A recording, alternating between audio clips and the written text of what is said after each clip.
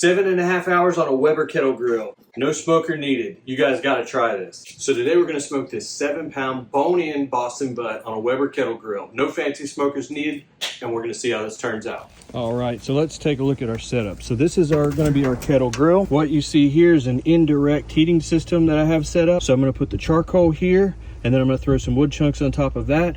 I have that separated by aluminum foil that you see here. I just doubled it over.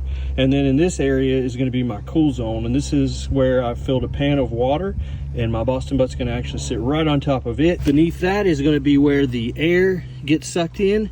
And so the air is gonna come up through here, and it's vented underneath there. I don't know if you can see the vents. And then it's gonna get pulled up and underneath the Boston butt and just over top of it.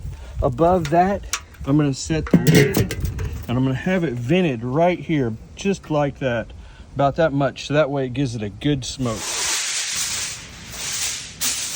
Next up, we're gonna get our chimney going. So I've filled it with charcoal and put some newspaper down at the bottom. Now I'm just gonna light that, and in about 15 minutes, we'll come back and check on it. All right, let's check on our charcoal.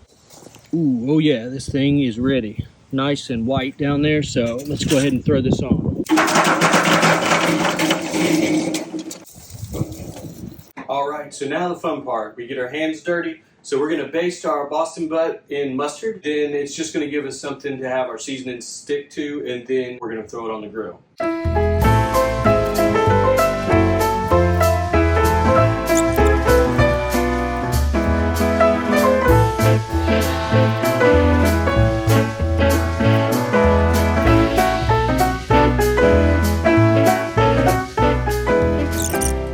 So now we have our Boston butt on over here on the cool side, charcoal over here. Now we're gonna grab some of these oak chips and we're gonna throw those on. And then I'm gonna throw some of these hickory sticks that I picked up from my hickory tree. All right, so we got the lid on and we've got this vented just over our Boston butt. So you can see that smoke's coming out like it should. And we're gonna try and get this meat cooked at about 195 to 205 degrees Fahrenheit. We'll come back and check on it in a little while. All right, we're 1 hour in, so I'm gonna take this off and check her out. It's looking good. The bark's already looking nice. So I'm gonna go ahead and spritz it just a little.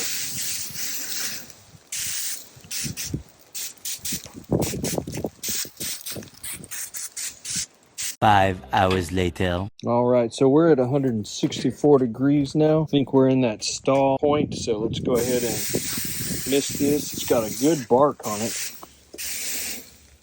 but we're holding at 164 currently. So what I'm probably gonna do is try and wrap this and get it to come up to temperature.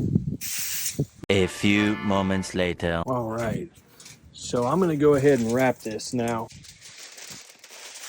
Just gonna take some aluminum foil and cover it over top. That way we can get over that sort of that hold pattern that we're currently in 164 degrees. So get that wrapped.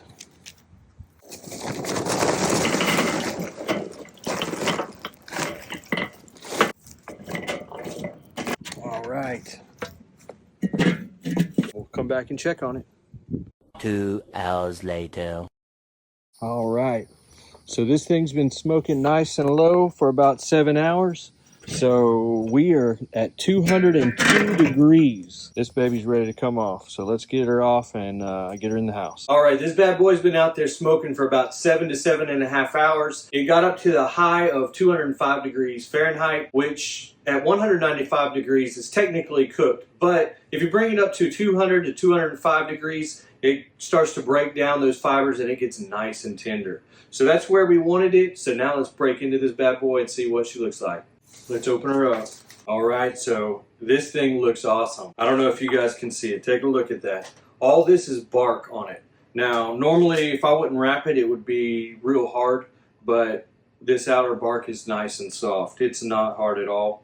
That's gonna be great. Now, what we wanna do is pull this thermometer out. So we'll go ahead and take that baby out. Next, we wanna see this bone come out nice and easy. So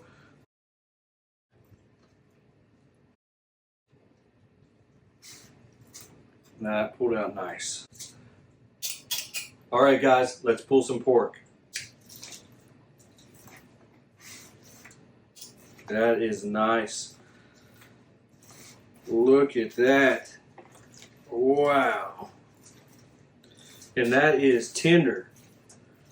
I'm telling you. Look how easy this stuff is pulling apart.